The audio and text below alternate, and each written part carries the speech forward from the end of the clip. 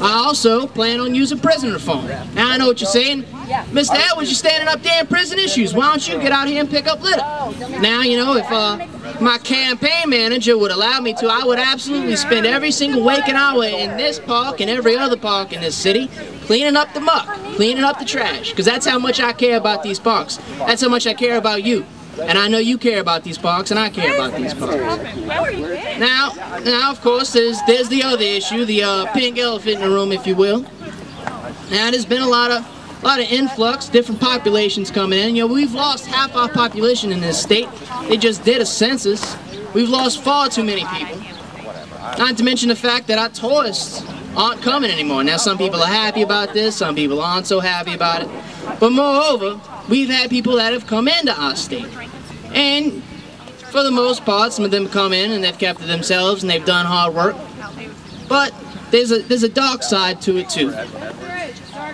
They come into this city, they come into this state, and people give them a cold shoulder. They're nasty to them, and I think that's the wrong thing. It is wrong. We want them to come to our city. We want them to help rebuild and clean up, to restore. We keep talking about rebuilding New Orleans, getting it back into the shape that it was.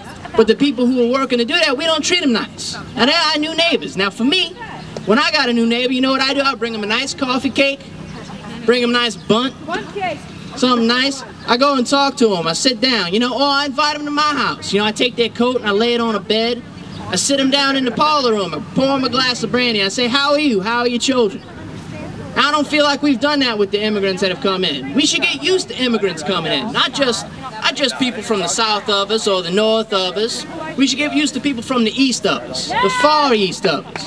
We need to start looking at nations that want to come and help their city. You know, one of the most popular nightclubs in Shanghai is called Bourbon Street. And it's called Bourbon Street because people in China love New Orleans. They love New Orleans and they love this city. They want to help us, and we should help them come in. And when they come in, and they come in to rebuild, we shouldn't treat them like aliens. We should treat them like neighbors. We should treat them like neighbors because anyone that wants to be a New Orleanian should be allowed to be a New Orleanian. Thank you, Mr. Edwards. Thank you. Thank you. Thank you.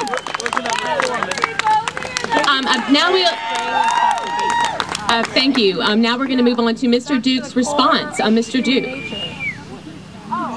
I'm really almost speechless. What Mr. Edwards is embracing is nothing more than rampant, uncontrolled immigration into the city. We're going to just open the doors, let anybody in, let the city become whatever nationality or group is the majority, and we cannot do that.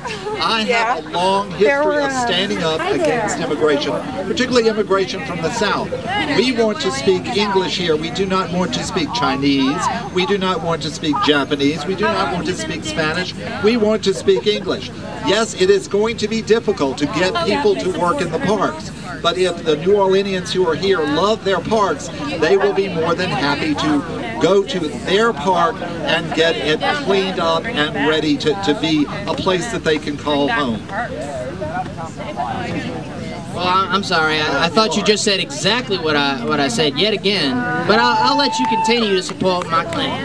Go right ahead. We have to stop immigration and make New Orleans stand up and be the queen city of this country, and actually look at making New Orleans even greater than the queen city of this country, to make it stand alone, a place that everyone can be proud of and other areas would be envious of. And so I think that we need to look at what we're about, not diluting who we are, but purifying who we are, making the parks a place where different groups can be with their own kinds and be special in their own right rather than muddied water.